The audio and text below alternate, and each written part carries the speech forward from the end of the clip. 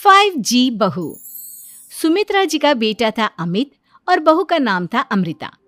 सुमित्रा जी की बहू की बातें सुनकर ऐसा लगता था कि जैसे वो बहुत इंटेलिजेंट है, क्योंकि उससे कभी भी कोई भी सवाल पूछो फट से जवाब दे देती थी।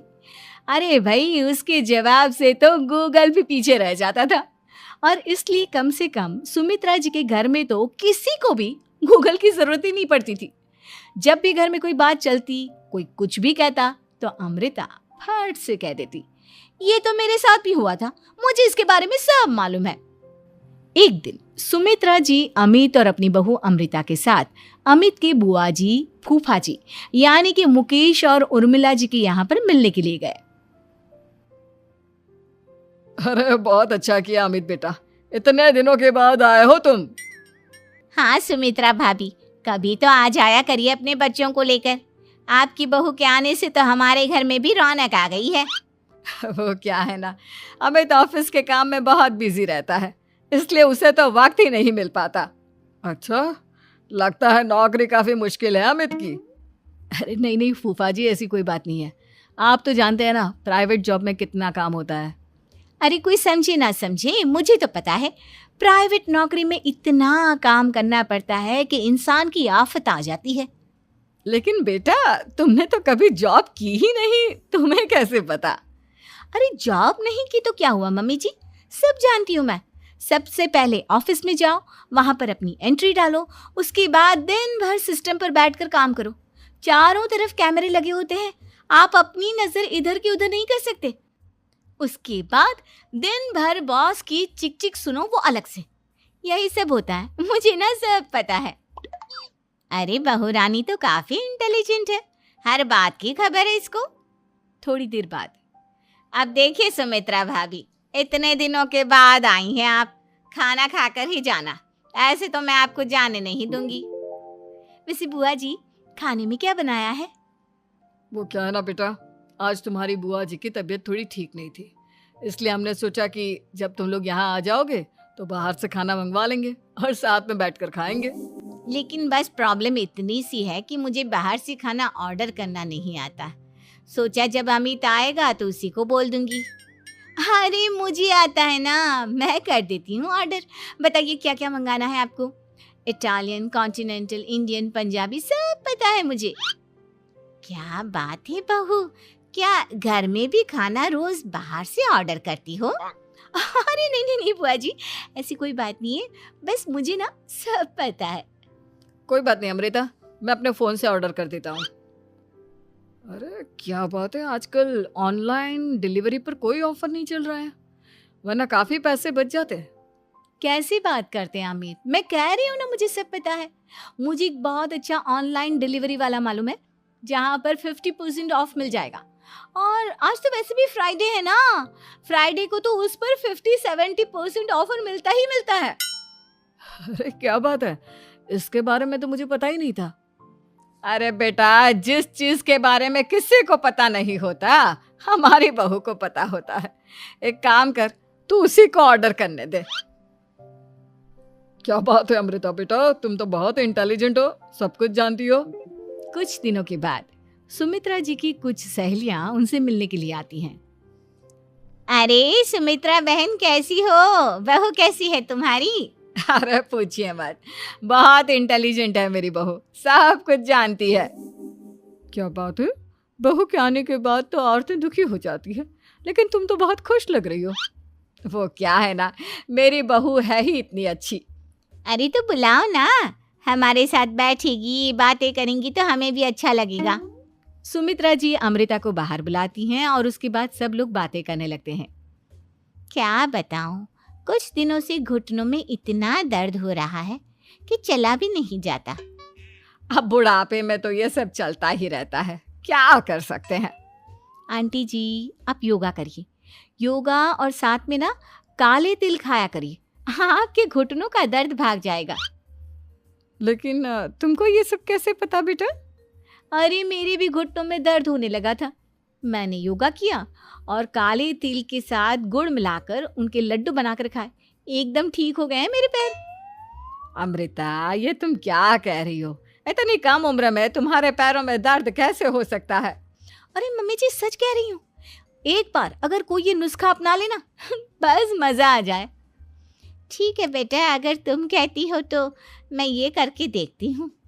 मुझे सब पता है आंटी जी, ये मेरे साथ हो चुका है, इसीलिए तो बता रही हूँ मैं आपको, ऐसे नहीं बताती किसी को। कुछ दिनों के बाद अमित अमृता को अपने दोस्तों के साथ घूमने के लिए ले जाता है। क्या यार, क्या जिंदगी हो गई है।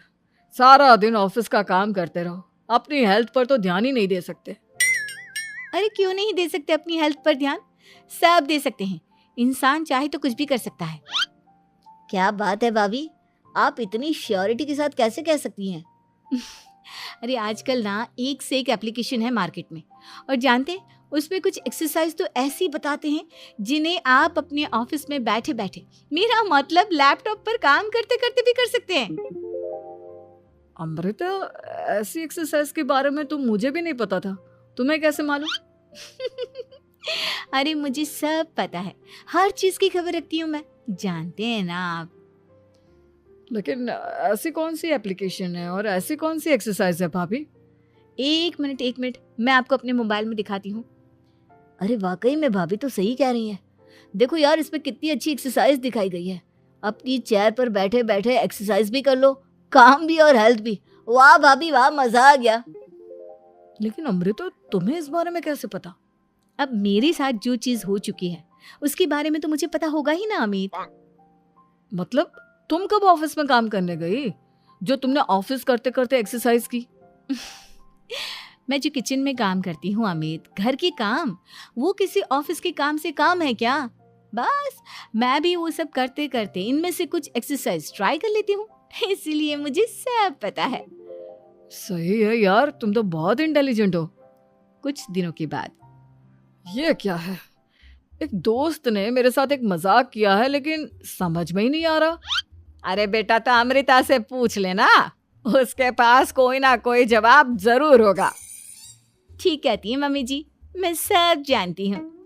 लेकिन अमृता, ये थोड़ा मुश्किल है, सोच लो। मेरे लिए कुछ भी मुश्किल नहीं, दुनिया की कोई भी पहेली हो मैं चुटकी में सॉल्व कर लेती हूँ। अच्छा ठीक है, देखो मेरे दोस्त ने मुझे एक खाली पेपर दिया है और कहा है कि इस पर उसने मेरे लिए कुछ मैसेज लिखा है।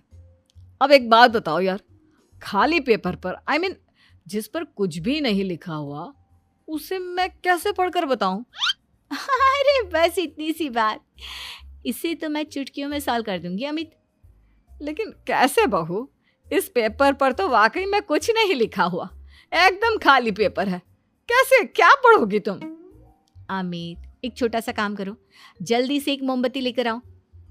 अरे बहू, पेपर में आग लगाने का इरादा है क्या?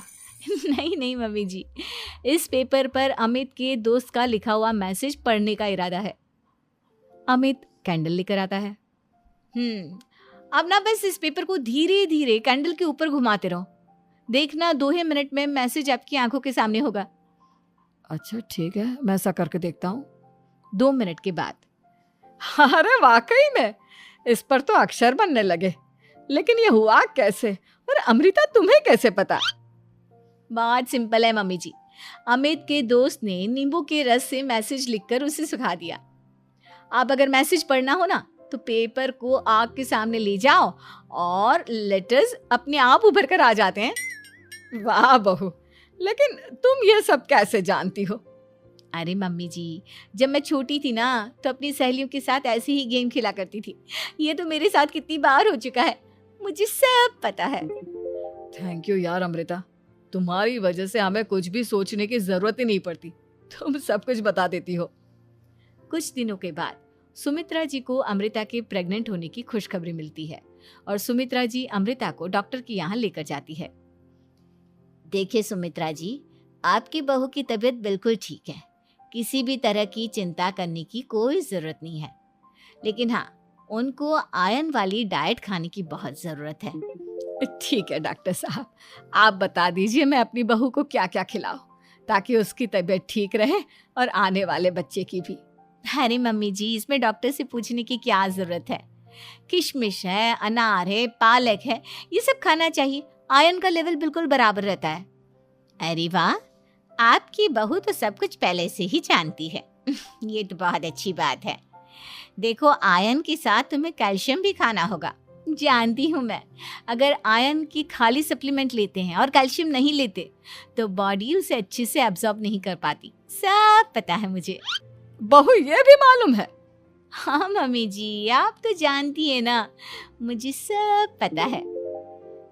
आपकी बहू की बातें सुनकर अच्छा लग रहा है।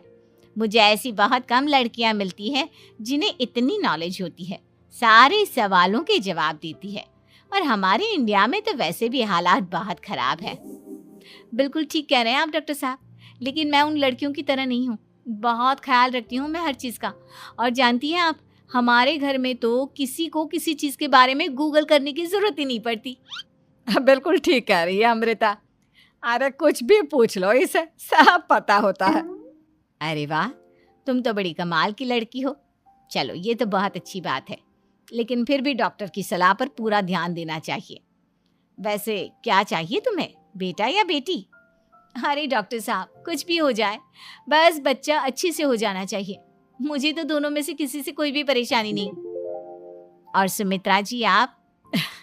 डॉक्टर मैडम, मुझे तो लड़के और लड़की में कभी भेद करने की आदत ही नहीं है। पोता आए या पोती, मेरे लिए तो दोनों एक बराबर है। सुनकर अच्छा लगा।